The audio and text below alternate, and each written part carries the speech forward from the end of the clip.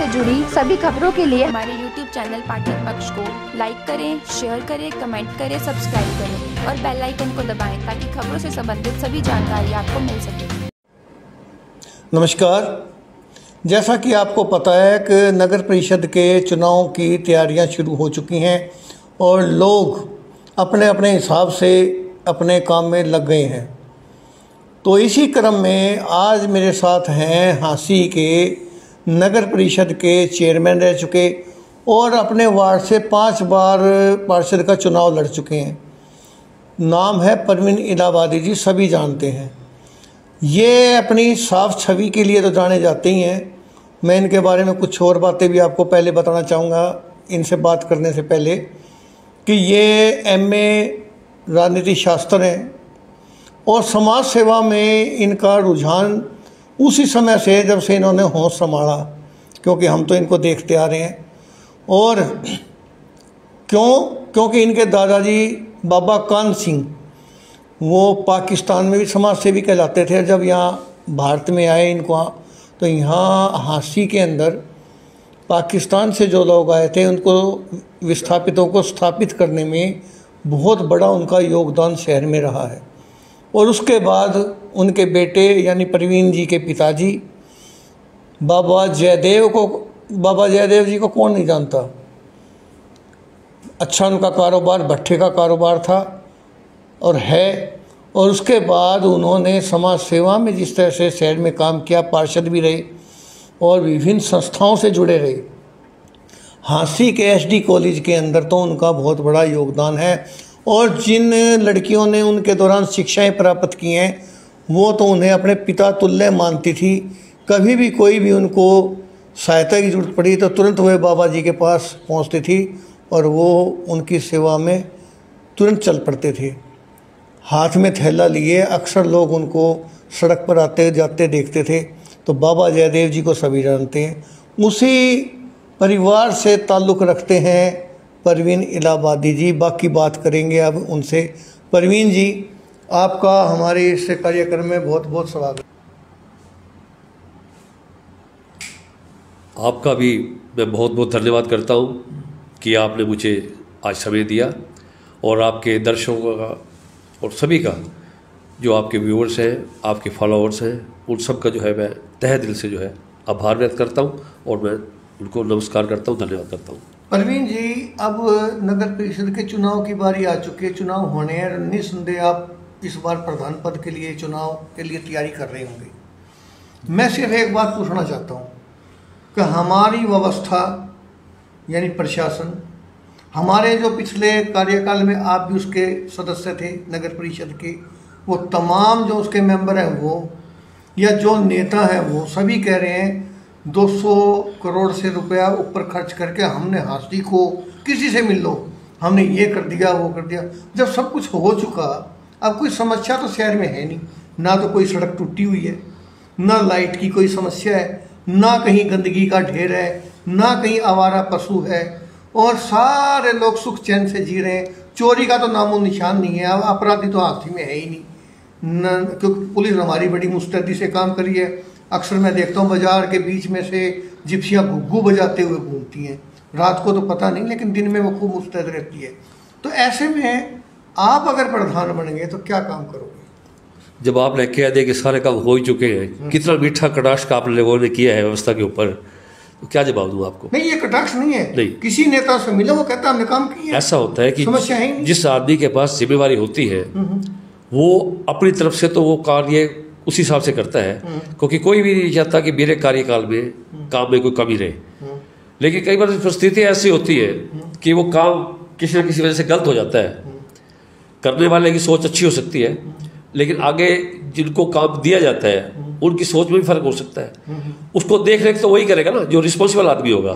तो कहीं ना कहीं तो मिसअंडरस्टैंडिंग रही है जो आपको ये बात कहने का मौका मिला है और जो आप लोग ये बात बहुत ही मीठी मीठी चुभन से एक बात जो है आप कह रहे हो, और क्या कहूँ इसके बारे में? नहीं, मैं चुभन नहीं परवीन जी, ये चुभन नहीं है। मैं तो जो नेताओं से मिलता हूँ या प्रशासन के किसी व्यक्ति से, कर्मचारी से, अधिकारी मिलता हूँ, वो सब ये कहते हैं नहीं, ये सब विपक्ष के लोगों की कही हुई बातें हैं, काम बहुत बढ़िया हो रहा है, सड़कें चकाचक हैं, गंदगी तो थोड़ी बहुत लोग कहीं है लेकिन उठा ली जाती है।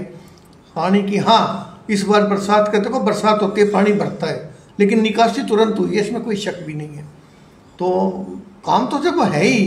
अब आप इसे मैं पूछूंगा तो आप कहो जी मैं तो वार्ड में बहुत काम किया है, मेरे वार्ड में तो कोई काम है ही नहीं, बाकी बताओ अगर कोई कमी है तो। ऐसा होता है कि कोई भी इंसान जो है वो परिपक्व नहीं होता कि ये कह दो कि 100% जो है काम किया होता है, ऐसा पॉसिबल नहीं है। क्योंकि परमात्मा से भी लोग खुश नहीं हैं, हम तो इंसान हैं और लोगों के वोटों से बने हुए हैं। लेकिन हमारा जहाँ तक प्रयास होता है, हम यही प्रयास करते हैं कि हम हर पब्लिक के जो भी पब्लिक समस्या लेके आती है उसको कम से कम सेटिस्फाई ज़रूर करें, वो हमारी ड्यूटी है। इलेक्शन लड़ने का मतलब यही होता है कि हम लोगों की तकलीफ़ों को दूर कर सकें, और उनको हमारे से एक एक्सपेक्टेशन भी होती है। वो लोग हमारे से यही उम्मीद रखते हैं कि हम उन अपने पार्षद को या जो भी जिस सीट पे होते हैं, चेयरमैन हो जो भी हो, भाई उससे यही उम्मीद रखते हैं कि जब हम समस्या लेकर जाएं हमें अच्छे प्रकार से वो अटेंड करें और हमारी समस्या का वो समाधान करें। अच्छा, 5 बार आप पार्षद रहे हैं जी, और 2 बार आप नगर परिषद के प्रधान रहे हैं, मैडम भी प्रधान रह चुकी ठीक है है। आपकी। तो आपका हांसी नगर परिषद को लेकर के क्या अनुभव है? क्यों कि हांसी नगर परिषद के ऊपर बड़ा सवालिया निशान उठता है। वहाँ कमरों में जाओ तो उनका रिकॉर्ड ही, एक कमरे में तो मैं देखा सारी फाइलें ऐसे पड़ी हुई थी, कोई पता निकाल ही नहीं सकता, जैसे कूड़े का ढेर होता है। तो क्या कारण है कि नगर परिषद के अंदर जो है काम के ऊपर सवालिया निशान क्यों रहता है? देखिए, कुछ तो काम का लोड ज़्यादा है, एम्प्लॉयज़ कम है। ऐसी बात नहीं है कि कर्मचारी जो है वो रिस्पॉन्सिबिलिटी अपनी नहीं समझ पाते, नहीं ऐसी बात नहीं है।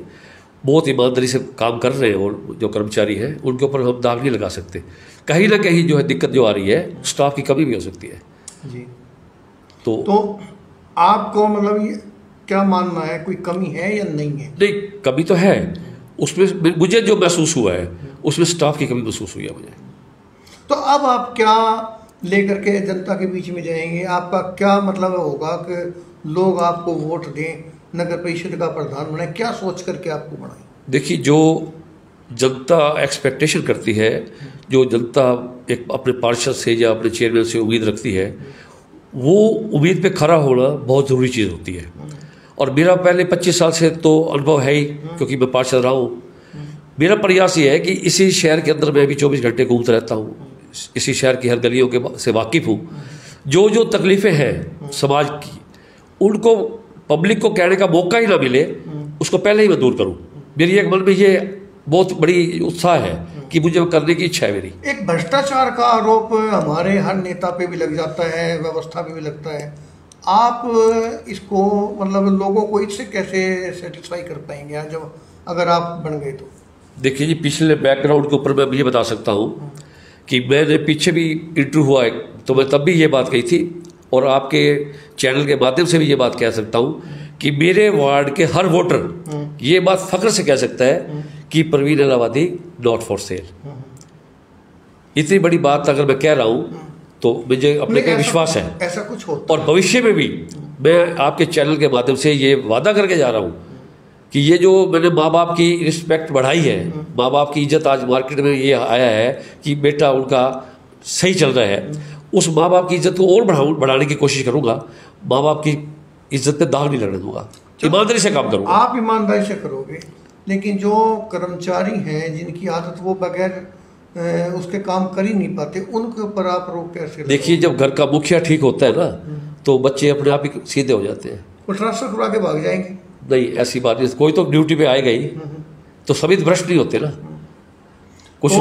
कुछ लोगों के अंदर ये भी भावना होती है कि आने वाले जो हमारे पास आदमी आ रहे हैं काम करवाने के लिए, हम उनको मोबिलाइज करें, मीठा बोलें और उनका काम करें, उनको सेटिस्फाई करें। अब आ रही है बात है पार्टी, जिस पार्टी से आप बिलोंग करते हैं, क्या अगर आपको टिकट मिला तो चुनाव लड़ेंगे या टिकट नहीं मिला तो भी चुनाव लड़ेंगे? देखिए, ऐसा है, इस पार्टी से मैं 25 साल से जुड़ा हुआ हूँ। वो मेरी एक आस्था है, क्योंकि चौधरी देवीलाल जी के जो कार्य थे मैं उनसे प्रभावित था जी।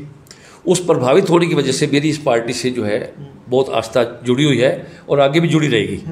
लेकिन जो चुनाव मैंने पीछे भी लड़े हैं, 5 चुनाव लड़े हैं जिनमें मैं जनता के आशीर्वाद से सक्सेस भी रहा हूँ, मैंने इंडिपेंडेंट लड़े हैं। क्योंकि ये जो चुनाव होते हैं ये भाईचारे के होते हैं, और ये जो चुनाव है ये भी मैं पार्टी सिंबल की बजाय आज़ाद ही लड़ूंगा।